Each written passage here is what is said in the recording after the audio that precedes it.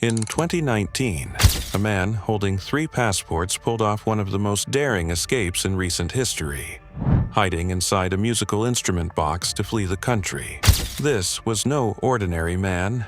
It was Carlos Ghosn, a billionaire of Lebanese origin and the CEO of Nissan, a major Japanese automaker. How could someone of such high status orchestrate such a dramatic escape? What drove him to do it? And who mastered the plan? Today's story dives into the life and journey of Carlos Ghosn. Carlos Ghosn, a man of Lebanese descent, holds Lebanese, French, and Brazilian nationalities. After completing his studies in France, he began his professional career at Michelin, a leading French tire company. Known for his exceptional work ethic and leadership, Carlos climbed the ranks rapidly, eventually heading Michelin's American division, a prestigious role. His reputation for success caught the attention of Renault, France's largest car manufacturer. Renault was struggling when its CEO invited Carlos Ghosn to join as his deputy. The company was on the brink of bankruptcy, but Carlos's leadership soon reversed its fortunes. Within a year, Renault became profitable again, thanks to his bold and often ruthless strategies. Nicknamed the cost killer, Carlos implemented sweeping changes, including shutting down several factories and laying off thousands of employees. While these actions led to widespread protests, they ultimately saved the company and solidified Carlos's reputation as a corporate savior. Building on Renault's revival, Carlos Ghosn aimed to create a global powerhouse capable of competing with industry giants like Ford and Toyota. He set his sights on Nissan, a prominent Japanese automaker mired in financial trouble. At the time, Nissan had $20 billion in debt, and only 3 out of its 50 car models were profitable. Japanese banks refused to help, fearing the company's imminent collapse. Carlos saw an opportunity and proposed a partnership. Renault would purchase a significant stake in Nissan in exchange for leadership control. In 1999, Renault acquired a 37% stake in Nissan, making Carlos Ghosn the CEO of the Japanese automaker. This marked a historic moment, as it was rare for a foreigner to lead such a prestigious Japanese company. True to his style, Carlos wasted no time implementing drastic changes. He visited Nissan's factories, developed a comprehensive restructuring plan, and set ambitious goals. Nissan would return to profitability within a year and eliminate its debt within 3 years. If he failed, he vowed to resign. Carlos Ghosn's strategy involved cutting costs ruthlessly, shutting down 5 factories, and laying off thousands of employees. These measures sparked protests and public backlash, particularly in Japan, where his actions were seen as an affront to traditional values. He also declared English as Nissan's official language to facilitate global expansion, and replaced Japan's seniority-based promotion system with merit-based rewards. Despite the resistance, Carlos's methods worked. In just 1 year, Nissan turned a profit, and within 3 years, the company cleared its debts. Carlos went from being criticized as a foreign invader to being hailed as a hero. He was celebrated in Japan as the man with the magic touch, capable of transforming failing companies into industry leaders. His fame spread globally, and he was featured in prominent media outlets and even a manga that sold over 1 million copies. Carlos Ghosn became a global icon, earning numerous awards and accolades. In Japan, his popularity reached unprecedented levels. When he entered restaurants, diners would rise to applaud him, a testament to his remarkable success. By 2005, Carlos Ghosn's achievements led to his appointment as the CEO of Renault, in addition to his role at Nissan, making him the first person to lead 2 major automakers simultaneously. This dual leadership came with immense pressure, but Carlos refused to step down from either position, determined to oversee the alliance's continued growth. His annual salary of $17 million, though moderate by global standards, was exceptionally high in Japan, exceeding the Toyota CEO's salary by 11 times. This disparity coupled with his uncompromising leadership style, gradually began to attract scrutiny and criticism.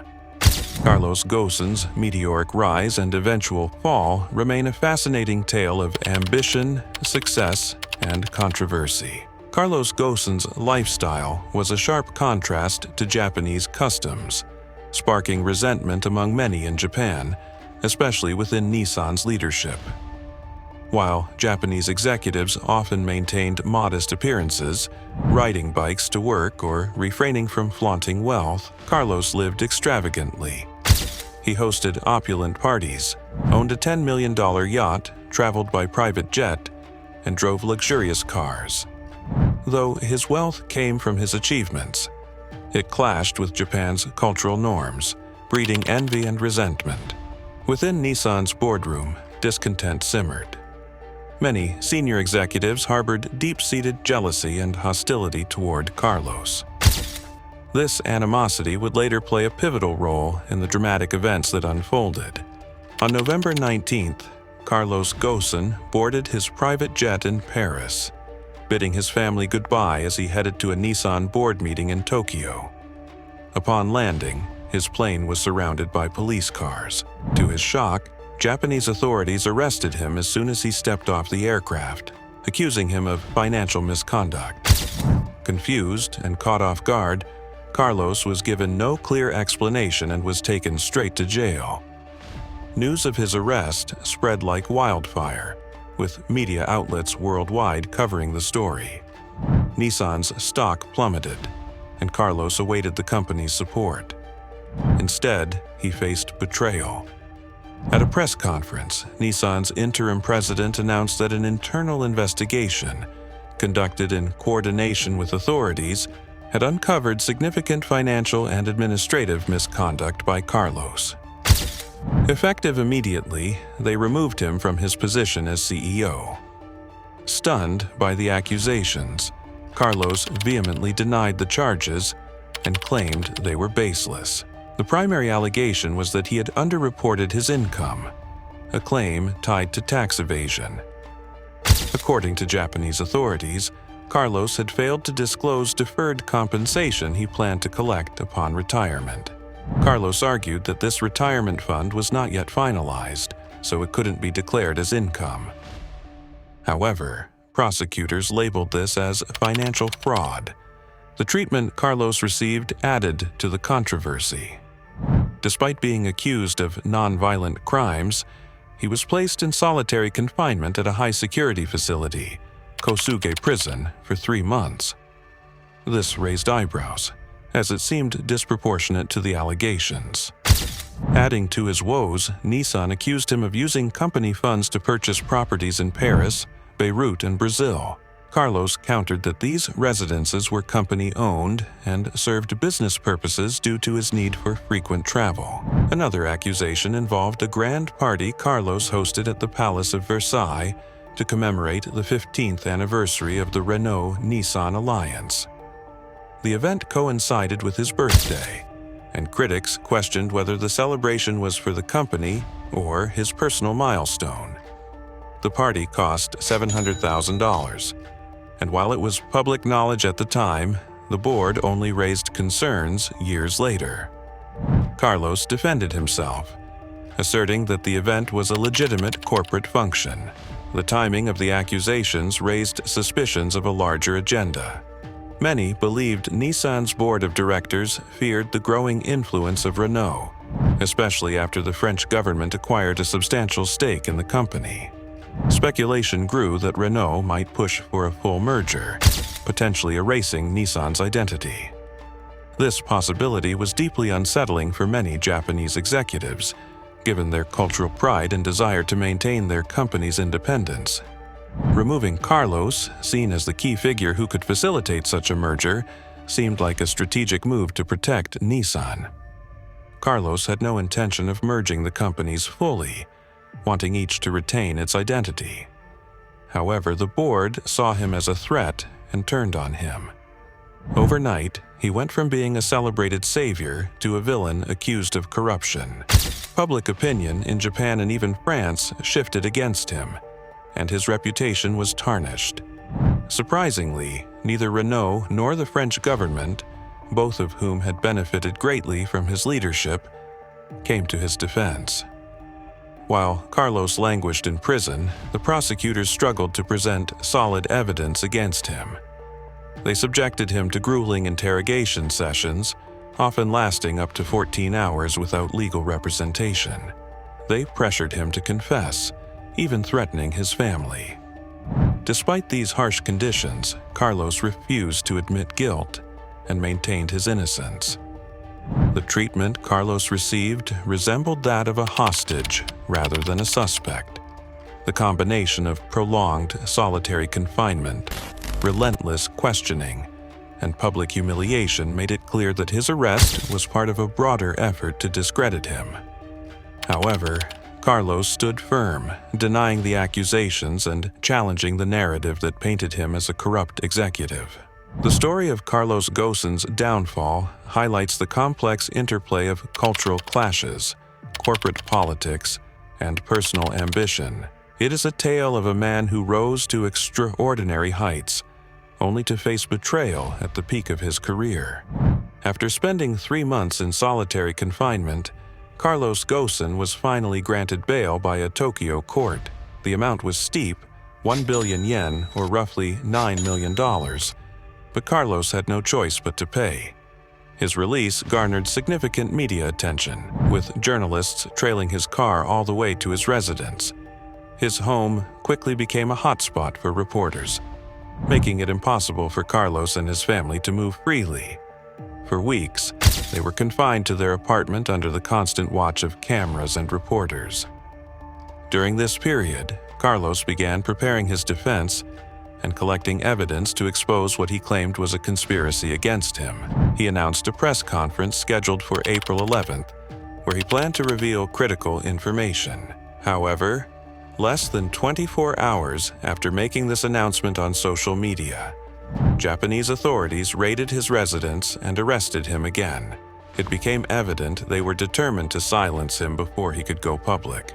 Anticipating such a move, Carlos's lawyers had recorded a video statement as a contingency plan. After his second arrest, he spent another 21 days in detention before being released on bail for the second time, this time paying an additional $5 million, bringing his total bail payments to $14 million. This second release came with strict and unusual conditions. Japanese authorities confiscated Carlos's Lebanese and Brazilian passports, allowing him to keep only his French passport for identification. He was prohibited from leaving Japan, a standard restriction, but also barred from using personal devices like laptops and mobile phones. Most shockingly, he was forbidden from contacting his wife or family under any circumstances. A simple message or email to his wife would result in his immediate rearrest.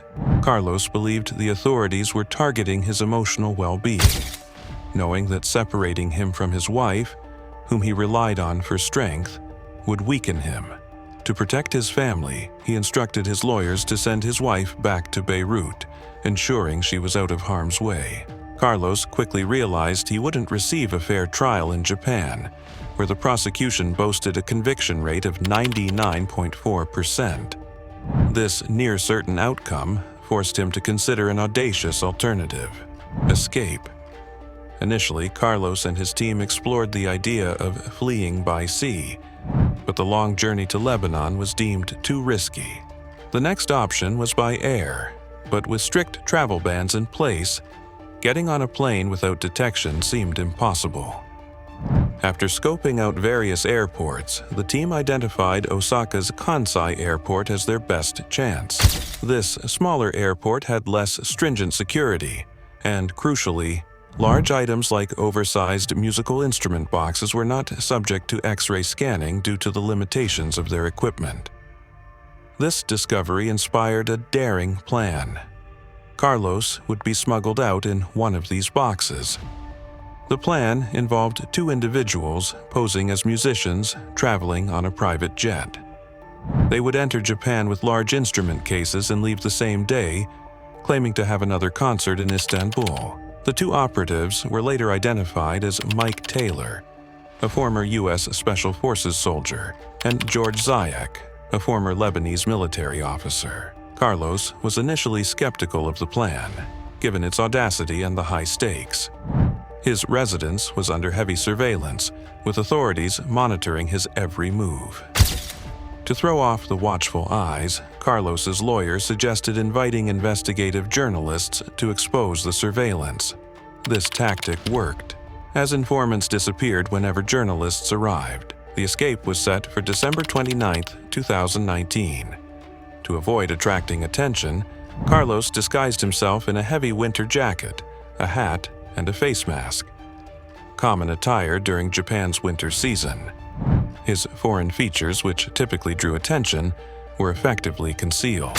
On the day of the escape, Carlos left his apartment without raising suspicion. The smuggling team managed to transport him to Osaka, where he was hidden inside an oversized instrument case. As anticipated, the box bypassed security checks at Kansai Airport. From there, Carlos was loaded onto a private jet and flown out of Japan, eventually reaching Lebanon, where he would be beyond the reach of Japanese authorities. Carlos Ghosn's escape remains one of the most dramatic and controversial events in corporate history, blending elements of espionage, betrayal, and cultural conflict. Carlos Ghosn devised a meticulous plan to evade the surveillance around his Tokyo home. Calling journalists to report on the informant's activities proved effective. Whenever reporters arrived, the informants disappeared. Seizing this opportunity, Carlos donned winter clothes, a large jacket, hat, and mask, to avoid recognition and slipped out unnoticed. He headed to the Grand Hyatt Hotel, where he met Mike Taylor and George Zayek, the operatives organizing his escape. They advised him to maintain a low profile and avoid suspicion as they traveled to Osaka. The group left the hotel in a taxi, boarded a train, and made their way to Osaka. Upon reaching Osaka, Carlos and his team checked into a hotel where the custom-made smuggling box awaited. The team ensured it had air holes and tested it to confirm Carlos could breathe comfortably inside. Dressed in a plain cloth cover to avoid detection if the box was opened, Carlos climbed inside. The team requested hotel staff to handle the box carefully, claiming it contained delicate and expensive musical instruments. Alongside a similar box filled with actual instruments, the smuggling container was loaded onto a truck bound for the airport. As the truck arrived at the airport, Carlos remained inside the box, listening intently to the conversations around him. When they reached customs, the operatives assured officials the boxes had been inspected earlier that day upon their arrival in Japan. Claiming they were rushing to their next concert in Istanbul, they asked customs not to delay them. Luckily, it was the end of the year, and the reduced and inexperienced holiday staff didn't inspect the boxes.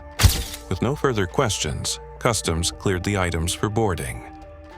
Carlos later admitted that luck played a significant role in the success of the operation. The timing was advantageous. Holiday vacations meant fewer personnel, and those on duty were less experienced. Customs employees even joked about the possibility of smuggling something unusual, but made no effort to check the boxes thoroughly. The team loaded the boxes onto their private jet without incident. Carlos waited in the box for the plane to take off, enduring tense moments as he feared discovery. Finally, he heard the engines start, signaling they were airborne. Once the jet was safely en route, the operatives unlocked the box and freed Carlos, who moved to a hidden compartment in the jet for the remainder of the flight to Istanbul. The plane landed in Istanbul, where Carlos transferred to another jet waiting on the tarmac without entering the airport terminal.